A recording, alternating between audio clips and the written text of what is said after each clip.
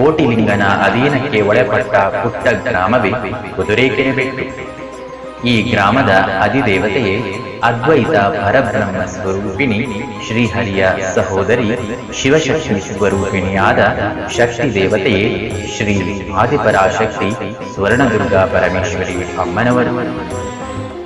ಮೂಲದುರ್ಗೆಯು ಸಾಧುವಿಯಿಂದ ಸ್ವರ್ಣಗೌರಿಯ ರೂಪದಲ್ಲಿ ಉಪಾಸನೆಗೊಂಡ ಕಾರಣಕ್ಕೆ ಸ್ವರ್ಣಮೈಕಾಂತಿಯಿಂದ ಕಂಗೊಳಿಸುತ್ತಾ ಸಾಕ್ಷಾತ್ ರಾಜರಾಜೇಶ್ವರಿ ಸ್ವರೂಪಿಣಿಯಾಗಿ ಸ್ವರ್ಣದುರ್ಗಾ ಪರಮೇಶ್ವರಿ ಎಂಬ ದಿವ್ಯ ನಾಮದೊಂದಿಗೆ ಮುಂದೆ ಇಲ್ಲಿ ನೆಲೆಯಾಗುತ್ತಾಳೆ.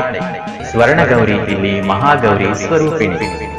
ಅಮ್ಮನವರು ಇಲ್ಲಿ ಹರಿಹರರ ಸಮ್ಮಿಳಿತ ಮೂಲರೂಪ.